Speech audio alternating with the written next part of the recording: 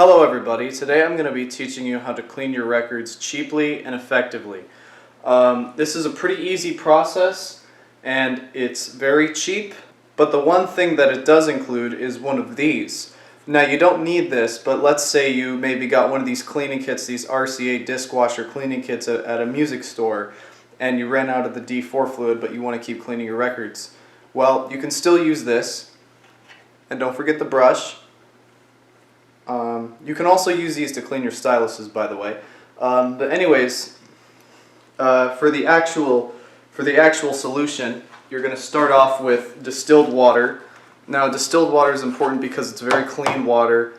It doesn't have any dirt, so it absorbs the dirt in the grooves very well. And then you're going to want isopropyl alcohol. I recommend 91%, as that has the most isopropyl alcohol. It can't be rubbing alcohol though.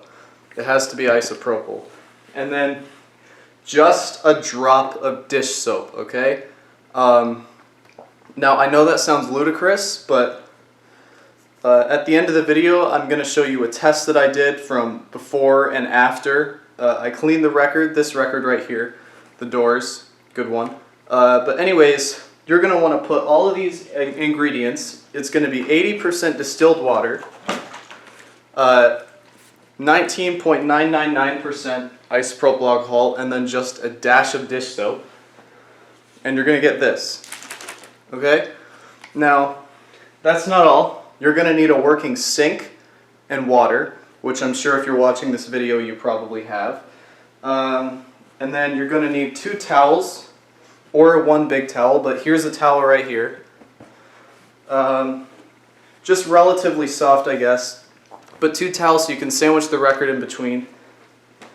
And then on top of that, a microfiber cloth. Now, if you don't have one of these, then just use 2 microfiber cloths. But remember to keep them separate. Anyways, let's get started. So, I have the solution here in a spray bottle, which is another thing you're going to need. So, what you do is you basically just, don't be shy, just get the whole thing. And it doesn't really matter if the actual label itself gets wet because of the way these are pressed. But anyways, you want to go counterclockwise first. This is because this is the way the stylus goes. And so by doing this, you introduce the solution into the grooves, into the dirt. So go around about 3 times, and then go the other way, like this. So you just keep on doing that. I'm not using very much pressure here, okay? You don't want to use very much pressure, but you do want to use a fair bit amount. And then do the same for the other side. Again, don't be shy. Now just with a fair amount of pressure, you just want to go around and get the whole disc about 3 times counterclockwise, then start going clockwise again. And going clockwise, this will lift the dirt out from where they were sitting in the grooves. So now you have this, and now I'll take you to the next step. Okay, so now here we are at the sink. Now what I'm going to do first is I'm going to run the water until it gets hot.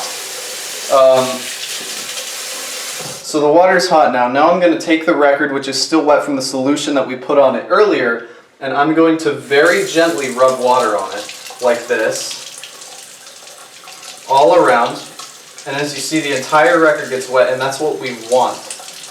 And so now, it's okay if the label gets wet, because if you're worried about the label, the next step will take care of that. Okay, now we have our wet record, and you want to find somewhere where you can put a towel down. I just put it where I was just working, but you can put it down anywhere. Now the record is still wet, so you're going to want to lay it down and make sure it doesn't brush up against the towel. That's very important, otherwise it'll scratch. But anyways, you put it down like this, the second towel, and you start pressing in. You don't need to do it very much, but I would recommend doing it on the label unless, in case you care about your labels. And now, it's almost dry, but this last step is crucially important. You want to take your microfiber cloth, and you want to just rub all the water out. Because again, this is tap water, this is mineralized water. You don't want to get the minerals into the grooves. But we just got the dirt out, so that's why we take a microfiber cloth and we simply take all that water right out of the grooves.